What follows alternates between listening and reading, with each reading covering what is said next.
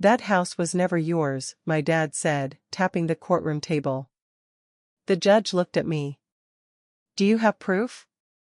That's when the banker cleared his throat. My name is Lauren Mitchell, and I'm 36 years old. I work as a mid-level operations manager at a logistics company, the kind of steady job that doesn't turn heads but pays the bills and keeps things predictable. Growing up, I was the overlooked one in my family. My older brother was the star, the one they celebrated at every turn. My dad controlled everything in our house. Money, decisions, even what we were allowed to think out loud. I learned early that speaking up meant getting shut down, so I stayed quiet and kept my head down. Buying my modest house, a $480,000 three-bedroom in a decent neighborhood, was the first thing I ever owned completely on my own. It wasn't a mansion. It wasn't in the best part of town. But it was mine. I saved for years, sacrificed weekends and vacations, and worked extra shifts to make the down payment happen. I wasn't rich or glamorous, and I didn't have family backing the way my brother did when he bought his place. But I had discipline and patience they underestimated. What they didn't expect was that I kept records, emails, and every signed document that crossed my path. That habit would change everything. If you've ever felt overlooked in your own family but kept going anyway, hit subscribe. Share in the comments if you've had to build something alone. Click like or hype so this reaches others who know that quiet strength counts. It started with a phone call. My dad's voice was casual, almost friendly, which immediately put me on edge because he's never just friendly. He said we needed to talk about fixing a mistake regarding my house. I asked what he meant. He said we'd discuss it in person. 2 weeks later, I received a court summons. My father had filed a legal claim against me, stating that the down payment he'd contributed years ago was a temporary family loan, not a gift, and that the house should be transferred into his name. I felt my stomach drop. I called him. He didn't answer. I called my brother. He said, "You knew this was coming." I didn't. The courtroom was smaller than I expected, with beige walls and uncomfortable wooden benches that creaked every time someone shifted. My dad sat at the table across from me with his lawyer, a sharp-suited man who looked like he'd done this 1,000 times. Behind my dad sat my brother, my aunt, and a couple of cousins I barely spoke to anymore. They were there for support. His support. Not mine. The judge, a woman in her 50s with reading glasses perched on her nose, asked my father to explain his claim. He leaned forward, confident and calm. "Your Honor, I gave my daughter a substantial amount of money for her down payment. It was understood within the family that this was a temporary loan, not a permanent gift. She never could have afforded this house without me." I felt my face burn. The judge turned to me. "Do you have proof of ownership and funding?" I nodded, but my throat felt tight. My dad smirked. He didn't think I had anything formal. The judge scheduled a deeper review hearing for 3 weeks out, and I walked out of that courtroom feeling like the ground beneath me was crumbling. The pressure started immediately. My dad called me that night and told me to sign it back to him and avoid the embarrassment of a public trial. "You don't want this getting uglier," he said. "Just do the right thing." I told him I needed to think. He hung up on me. A week later, my brother showed up at my door unannounced. He didn't ask to come in, just stood on the porch and said, "You know you agreed to this, right? You told Dad you'd pay him back." I stared at him. "I never said that." "Yes, you did. I was there." He wasn't. But he was willing to lie in court if it came to that. That was the second betrayal. Then the rumors started. My aunt told relatives I'd manipulated my dad financially, that I'd tricked him into giving me money and then refused to honor the agreement. Cousins I hadn't seen in years started texting me, asking if it was true that I was stealing from my own father. I felt isolated in a way I hadn't felt since childhood. but I refused to lash out. I didn't send angry texts or make accusations. I just stayed quiet and started pulling files. Late at night, I sat at my kitchen table with old emails, bank statements, and mortgage paperwork spread out in front of me. The smell of cold coffee filled the room, and the only sound was the hum of the refrigerator and the occasional rustle of paper.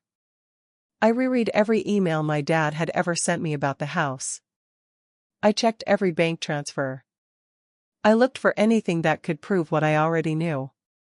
The money had been a gift, not a loan. The court date was approaching, and the possibility of eviction was becoming real. My dad's lawyer had already hinted they'd seek immediate occupancy if the judge ruled in their favor.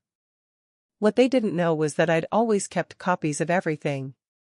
It wasn't paranoia. It was just habit. I saved emails in folders. I backed up documents to the cloud. I kept printed records in a filing cabinet in my closet. My dad used to mock me for it. He'd say I was obsessive, that I didn't trust anyone. He was right about the second part. I didn't trust anyone. Especially not him. There was one thing I remembered clearly. Years ago, when I first told my dad I was buying a house, he'd insisted we meet at the bank to handle the transfer. I thought it was strange at the time, but I didn't question it. He wanted everything official. Everything documented. At the time, I thought he was being helpful. Now, I realized he was protecting himself. Or so he thought. What they didn't know was the bank keeps records longer than families remember promises. I scheduled a private meeting with someone from my past who knew the truth. Someone who'd been there the day the money changed hands. The tension was building. My family was growing more confident by the day. My dad told people he'd have the house by the end of the month. My brother started talking about what he'd do with the extra property. They thought I was scrambling. They thought I was losing. But I was gathering ammunition. The lawyer's name was Mr. Calloway. He was older, semi-retired, and he'd handled some paperwork for my family years ago. I reached out to him on a hunch, hoping he'd remember the details of the transaction. He did. When I met him at his small office above a bakery, the smell of fresh bread drifting up through the floorboards, he pulled out a file he'd kept archived. "Your father insisted the house be solely in your name," he said. I remember because it was unusual. Most parents who contribute large sums want their name on the deed for protection. He specifically said he didn't want that. "Why?" I asked. "He said he wanted you to have something that was entirely yours. That you'd earned it." I felt something crack open in my chest. Not sadness. Something colder. Clarity. Mr. Calloway agreed to help retrieve archived documents from the bank. He made calls. He pulled strings. And slowly, the pieces started coming together. Meanwhile, my family assumed I was scrambling and losing. My dad boasted to relatives, "She'll fold before the judge even asks." He was wrong. The court date arrived, and I walked into that courtroom with my head up and a folder in my hands. The air was thick with tension. My dad sat across from me, tapping his fingers on the table like he was bored. Like this was already over. The judge called the hearing to order, and the room fell silent except for the low hum of the air conditioning and the occasional shuffle of papers. She asked my father's lawyer to present his case. The lawyer stood and repeated the same claims. Temporary loan. Verbal agreement. Family understanding. He presented a few bank statements showing the transfer of funds but nothing proving it was meant to be repaid. Then the judge turned to me. "Do you have concrete proof of ownership and the nature of the funds?" I nodded. My lawyer, a calm woman in her 40s, who'd listened more than she'd spoken during our prep meetings, stood up. "Your Honor, we'd like to call a witness." The judge nodded. A man in a suit entered from the side door. He was a representative from the bank, the same bank where my dad and I had met years ago. My dad's face went pale. The banker cleared his throat and introduced himself for the record. Then my lawyer handed him a document. "Can you confirm what this is?" she asked. He adjusted his glasses and read aloud. "This is a signed letter from Mr. Mitchell, dated 6 years ago, confirming that the funds transferred to his daughter Lauren Mitchell for the purpose of purchasing a home were a non-repayable gift. It was filed with the bank as part of the transfer documentation." The courtroom went still. The judge leaned forward. "Mr. Mitchell, did you sign this letter?" My dad opened his mouth, then closed it. He looked at his lawyer, who looked just as stunned. "I don't remember," my dad finally said. The banker continued. "The letter was required by the bank to ensure the funds would not be considered a loan for mortgage qualification purposes. Mr. Mitchell signed it in the presence of a notary." The judge took the document and read it herself. Then she looked at my dad. "This letter clearly states the funds were a gift. Do you have any evidence to the contrary?" My dad's lawyer shuffled papers but came up empty. "Your Honor, my client believed there was a verbal agreement."